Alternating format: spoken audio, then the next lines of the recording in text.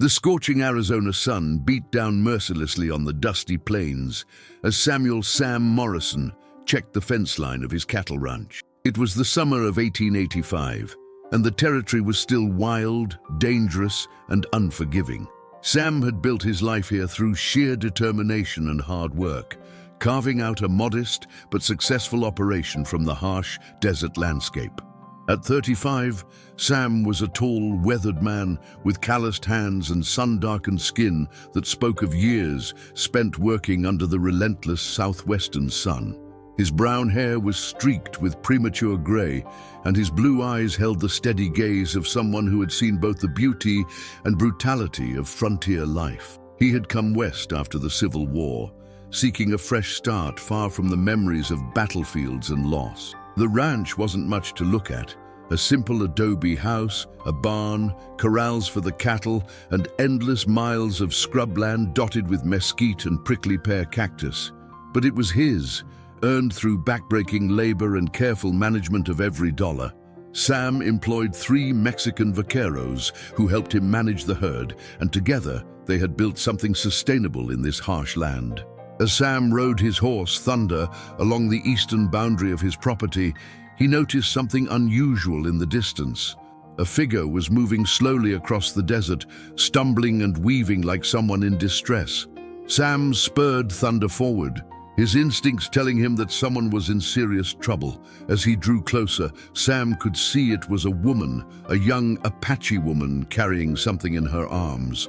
She was barely standing, her dark hair matted with sweat and dust, her traditional dress torn and stained. When she saw Sam approaching, she didn't run as he might have expected. Instead, she fell to her knees, clutching what he now realized was a small child. "Sir, please," she called out in accented English, her voice hoarse and desperate. "Please protect my baby." Sam dismounted quickly, his heart racing as he took in the scene before him. The woman was clearly exhausted and dehydrated, and the child in her arms, a little girl who couldn't have been more than 3 years old, was unconscious, her small face flushed with fever. "Ma'am, what happened to you?" Sam asked gently, kneeling down beside them. He pulled his water canteen from his saddle and offered it to the woman. She drank greedily, then carefully dripped water into her daughter's mouth. "My name is Aiyana," she said between gasps. "This is my daughter, Itzel. We ran from the soldiers. They came to take us to the reservation, but..." She broke down, unable to continue. Sam had heard the stories. The Apache Wars had been raging for years, with the U.S. Army trying to force all Apache bands onto reservations. Many Apache families had been separated, and conditions on the reservations were often harsh and deadly. He could only imagine what this woman and her child had endured. "How long have you been walking?" Sam asked, noting the woman's cracked lips and the way she swayed even while kneeling. 3 days, Aiyana whispered. "Maybe 4. I lost count. My husband, he was killed trying to protect our village. I took Itzel and ran, but she became sick and I don't know." Her voice broke again. Sam looked at the little girl, noting her labored breathing and the heat radiating from her small body. She needed medical attention immediately, and her mother needed food, water, and rest. Without hesitation, Sam made his decision. "Can you ride?" he asked Aiyana. She nodded weakly. "I'm taking you both to my ranch. My name is Sam Morrison, and I give you my word that you and your daughter will be safe there." Aiyana looked up at him with eyes full of suspicion and hope warring against each other. "Why would you help us? Your people and my people?" "Right now, you're not Apache and I'm not white," Sam said firmly. "You're a mother with a sick child, and I'm someone who can help. That's all that matters." With great care, Sam helped Aiyana and Itzel onto Thunder, then walked alongside the horse as they made their way back to the ranch. The journey took nearly an hour, and Sam could see that Aiyana was using every ounce of her remaining strength to hold her daughter safely. When they reached the ranch house, Sam's housekeeper, Maria Gonzalez, came running out. Maria was a middle-aged Mexican woman who had worked for Sam for 3 years, managing his household with efficiency and warmth. She took one look at the Apache woman and child and immediately understood the situation. Dios mío, Maria exclaimed, crossing herself. Bring them inside quickly. Together, Sam and Maria helped Aiyana into the house and laid little Itzel on the bed in the spare room. Maria immediately began examining the child, while Sam helped Aiyana to a chair and brought her more water and some bread. The little one has a high fever, Maria reported. We need to cool her down and get fluids into her. I'll prepare some willow bark tea for the fever and some broth. As Maria bustled around gathering supplies, Sam sat across from Aiyana, studying her face. Despite her exhaustion and fear, he could see strength in her features, the kind of strength that had kept her and her daughter alive during their desperate flight across the desert. You speak English very well, Sam observed. My father traded with white settlers, Aiyana explained. He believed it was important to understand your language, your ways. He said knowledge was the only weapon that could never be taken from us.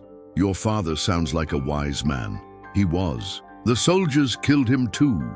Aiyana's voice was flat, emotionless, but Sam could see the pain in her eyes.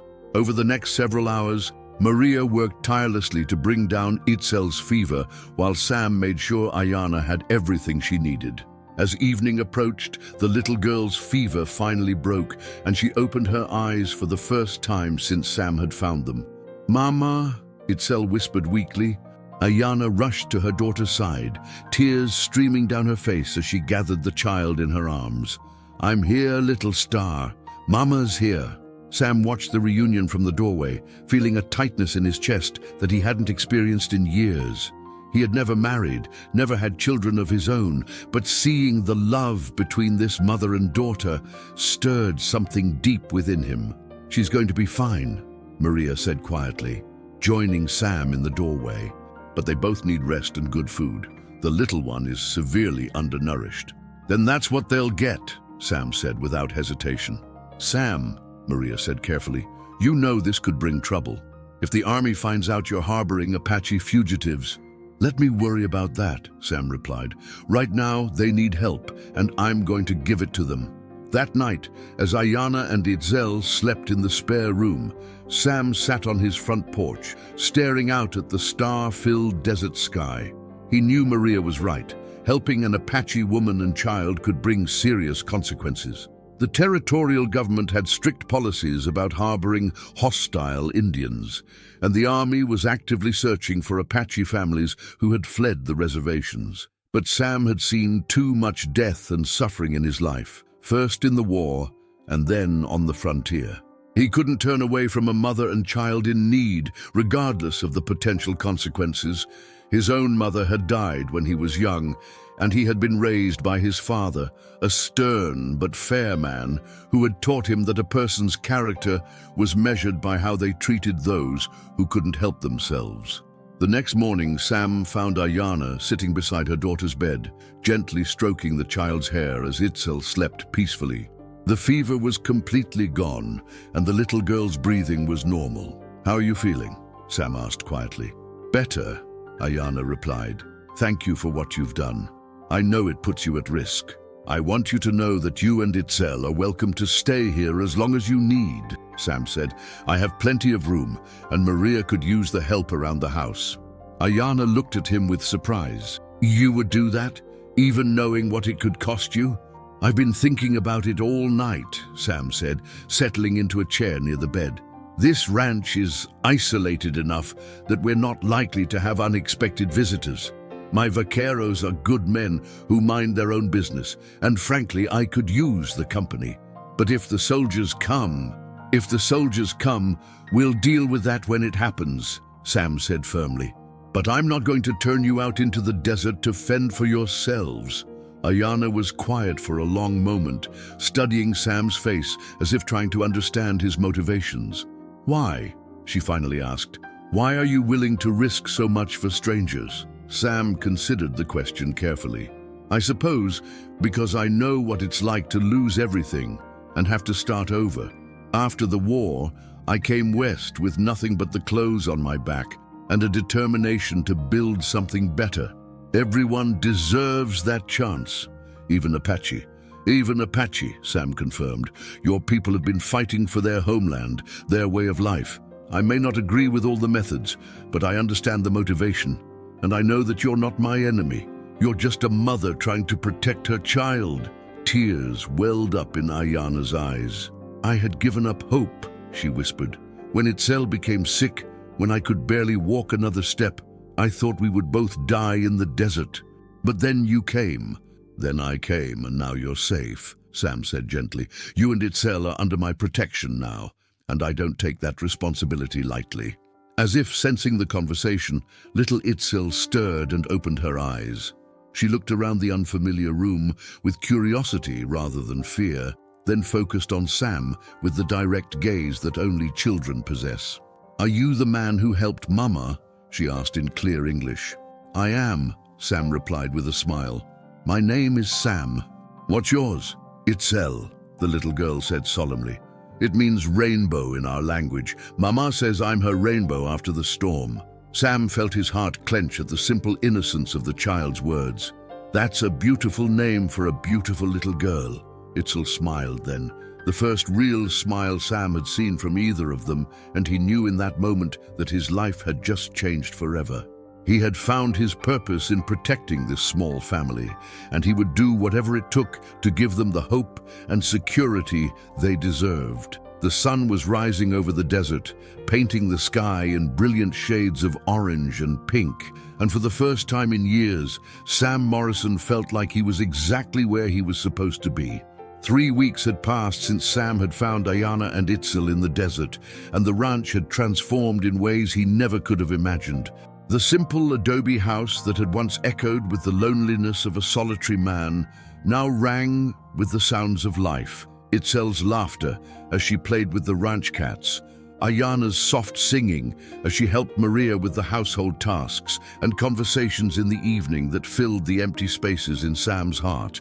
Itzel had recovered completely from her illness and had proven to be a bright, curious child who seemed to find wonder in everything around the ranch. She followed Sam everywhere, asking endless questions about the cattle, the horses, and the desert wildlife. Her English was excellent thanks to her mother's teaching, but she also chattered away in Apache when she was excited, her musical voice adding a new dimension to the ranch's daily rhythm. Aiyana had been more cautious in adapting to their new situation.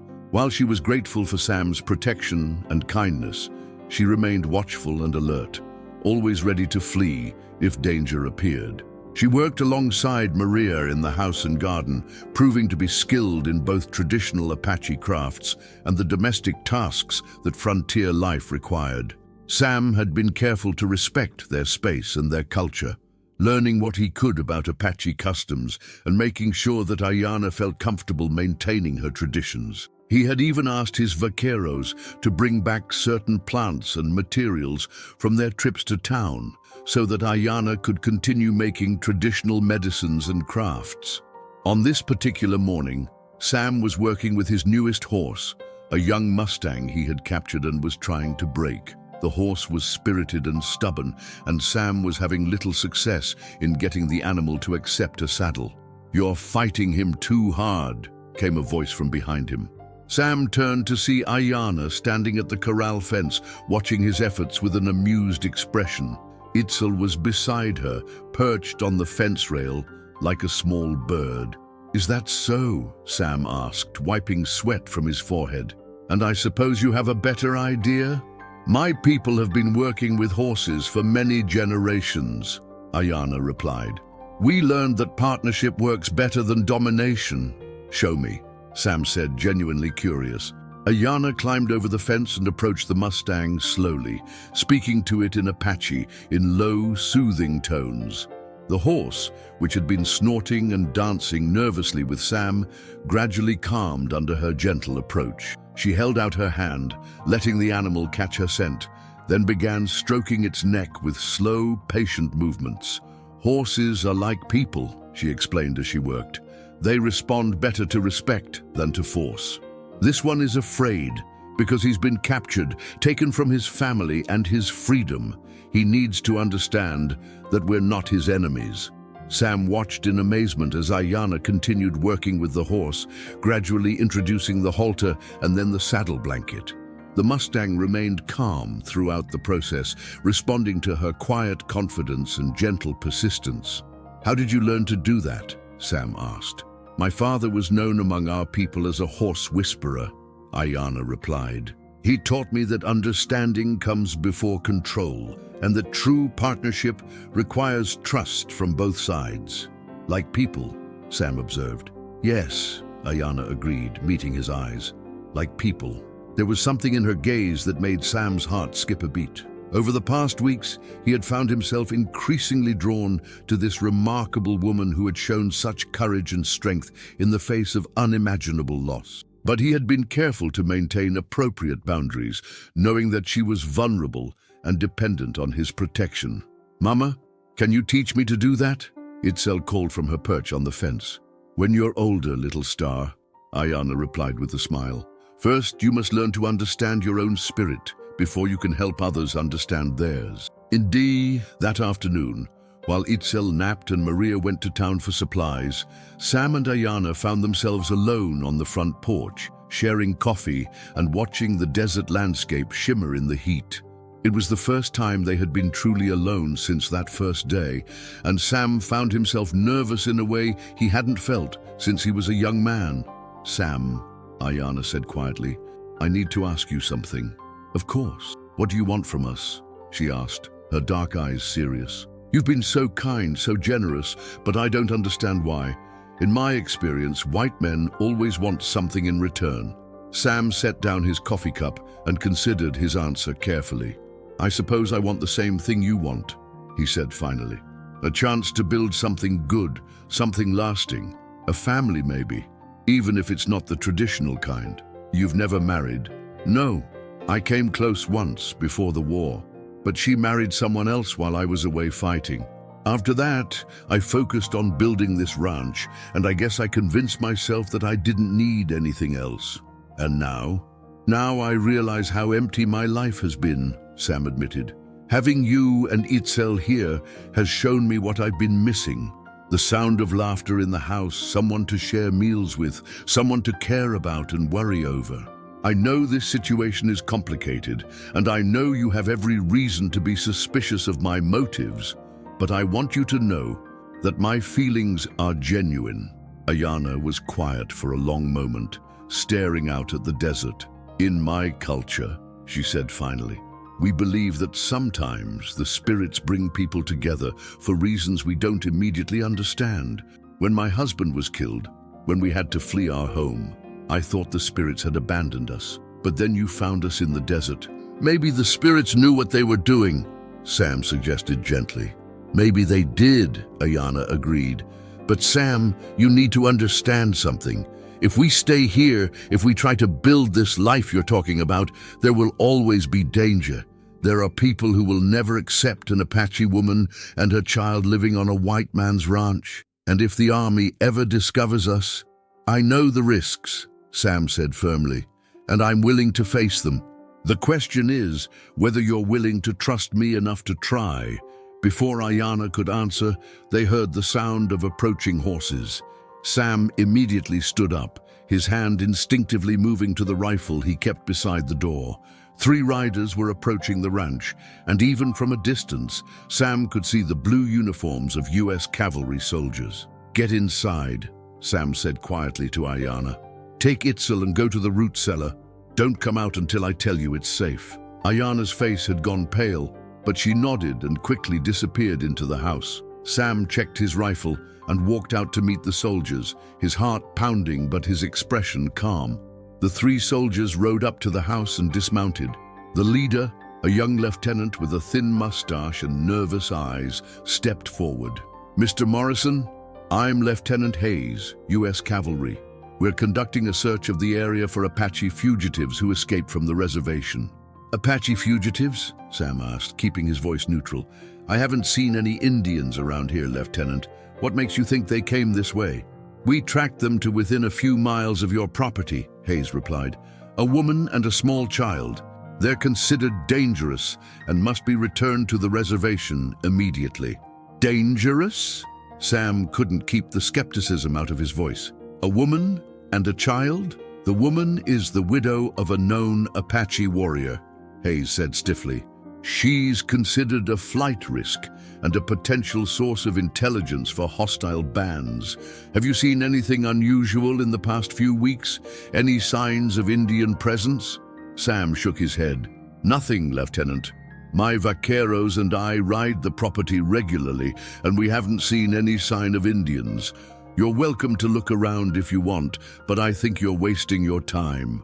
Hayes studied Sam's face carefully, clearly trying to determine if he was telling the truth. We'll take you up on that offer, Mr. Morrison.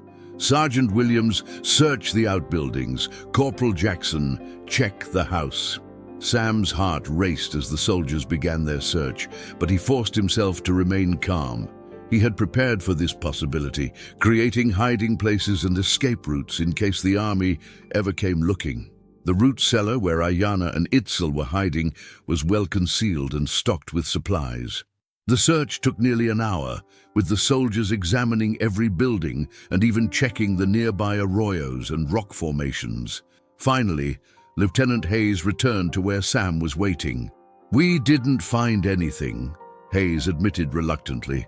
But Mr. Morrison, if you do see any sign of these fugitives, it's your duty as a citizen to report them immediately. Harboring Apache fugitives is a federal crime. I understand, Lieutenant, Sam replied. If I see anything, I'll be sure to let you know. After the soldiers left, Sam waited another hour before going to the root cellar to let Aiyana and Itzel know it was safe to come out. He found them huddled together in the darkness, Itzel clinging to her mother with wide, frightened eyes. They're gone, Sam said gently, helping them out of the cramped space. You're safe. For now, Aiyana said, her voice shaking. But they'll be back, Sam. They'll keep looking until they find us. Then we'll be ready for them, Sam replied firmly. I meant what I said earlier, Aiyana. I'm not going to let anyone take you and Itzel away from here. That evening, as they sat around the dinner table, Sam noticed that something had changed. The easy comfort that had been building between them over the past weeks had been replaced by a new tension, a reminder of the precarious nature of their situation. What happens if they come back? Itzel asked quietly, speaking the question that was on all their minds. Sam looked at the little girl, seeing the fear in her dark eyes, and made a decision that would change all their lives forever. Then we'll be ready for them, he said. But Itzel, I want you to know something. No matter what happens, you and your mother are part of this family now. This is your home, and I will protect it with my life. Aiyana looked at him with tears in her eyes. Sam, you don't understand what you're promising. If they find us here, they won't just take us away. They'll arrest you, maybe even hang you for treason. Then we'll make sure they don't find you, Sam said simply. Tomorrow, I'm going to start making some changes around here. We're going to create better hiding places, establish escape routes, and make sure that if the army comes back, they won't find any trace of you. And if that's not enough, Sam reached across the table and took Aiyana's hand, feeling the calluses from years of hard work and the slight tremor of fear. Then we'll face whatever comes together, as a family. For the first time since the soldiers had left, Aiyana smiled. You really mean that, don't you? I've never meant anything more in my life, Sam replied. You asked me earlier what I wanted from you. The answer is simple. I want a chance to prove that love is stronger than fear, that family is more important than politics, and that sometimes the right thing to do is also the hardest thing to do. That night, as Sam lay in his bed listening to the sounds of the desert, he knew that his life had irrevocably changed. He was no longer just a rancher trying to build a successful operation. He was a protector, a father figure, and perhaps, if he was very lucky, something more to the remarkable woman who had stumbled into his life. The challenges ahead would be enormous, but for the first time in years, Sam Morrison felt like he had something truly worth fighting for. 6 months had passed since the soldiers' visit, and the ranch had settled into a new rhythm of cautious happiness. Sam had indeed made the changes he had promised, creating hidden rooms and escape routes, establishing signals with his vaqueros, and even building a small cabin in a remote canyon where Aiyana and Itzel could hide if necessary. But more than the physical changes, the emotional landscape of their small family had transformed completely. What had begun as a desperate rescue had evolved into something deeper and more meaningful than any of them had dared to hope. Sam found himself falling in love not just with Aiyana, but with the entire life they had built together. Itzel had become the daughter he never knew he wanted, bright and curious, and full of the kind of joy that made even the hardest days worthwhile. And Aiyana had become his partner in every sense of the word, sharing not just the work of the ranch, but his dreams for the future. On this particular morning, Sam was teaching Itzel to ride on a gentle mare named Estrella, while Aiyana watched from the corral fence, her face glowing with pride and happiness. At 4 years old, Itzel was fearless and natural in the saddle, chattering away in a mixture of English and Apache as she guided the horse around the ring. "She's going to be a better rider than both of us," Sam called to Aiyana. "She already is," Aiyana replied with a laugh. "Yesterday, I found her trying to saddle Thunder by herself. Thunder's too big for her," Sam said, dismounting and helping Itzel down from Estrella. "That's what I told her, but she said if you can ride him, she can too," Aiyana said, climbing down from the fence to join them. "Is that so?" Sam asked, scooping Itzel up and spinning her around until she squealed with delight. "Well, young lady, you'll have to grow a few more inches before you can handle Thunder." "I'm growing every day," Itzel declared seriously. "Maria measures me on the kitchen wall, and I'm already taller than the mark from last month." "That's true," Sam agreed, setting her down. "But Thunder is a very special horse. He only lets people ride him when he trusts them completely. Like how you only let special people live on the ranch?" Itzel asked, with the directness that only children possess. Sam and Aiyana exchanged glances over the child's head.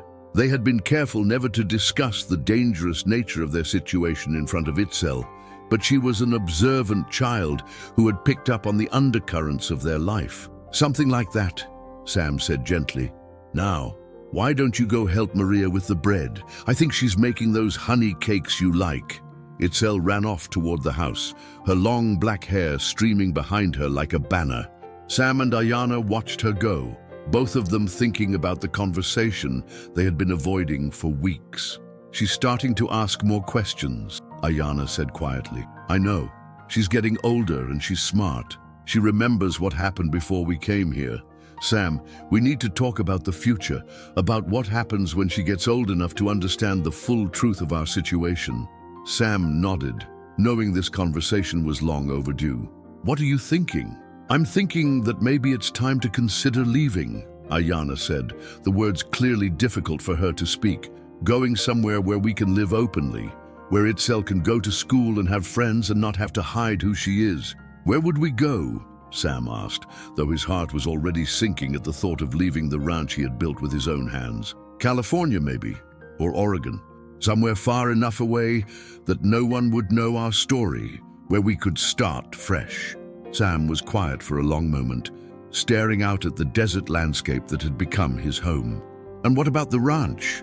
What about everything we've built here?" "You could sell it," Aiyana said softly. "Use the money to start over somewhere else. We could buy a small farm, maybe near a town where Itzel could get a proper education." "Is that what you want?" Sam asked, turning to face her. "To leave all this behind?" Aiyana's eyes filled with tears. "What I want is for Itzel to have a normal life. I want her to be able to walk into a town without people staring at her, to make friends without having to lie about who she is. I want her to have opportunities, Sam, the kind of opportunities she'll never have as long as we're hiding." Sam understood, and the knowledge broke his heart. Everything Aiyana was saying was true. As much as they had created a haven here on the ranch, it was still a prison of sorts. Itzel was growing up isolated from other children, unable to experience the normal joys and challenges of childhood. "There's something else," Aiyana continued, her voice barely above a whisper. "Something I haven't told you." "What is it?" "I'm pregnant, Sam." The words hit Sam like a physical blow, sending a rush of emotions through him. Joy, fear, love, and terror all mixed together in an overwhelming wave. "Pregnant," he repeated, hardly able to believe what he was hearing. "About 3 months," Aiyana confirmed. "I wasn't sure at first, but Maria confirmed it last week." Sam stared at her, seeing the fear and uncertainty in her eyes. And suddenly everything became clear. This wasn't just about Itzel anymore. It was about their unborn child, about the family they were creating together, about the future they wanted to build. "Marry me," he said suddenly. "What?" "Marry me, Aiyana. I know the situation is complicated. I know there are risks, but I love you. I love Itzel, and I already love this baby we're going to have together.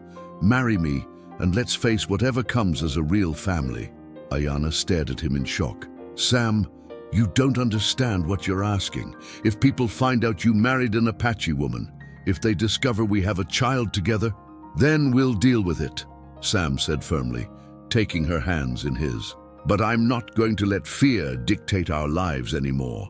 I'm not going to let other people's prejudices keep us from being happy."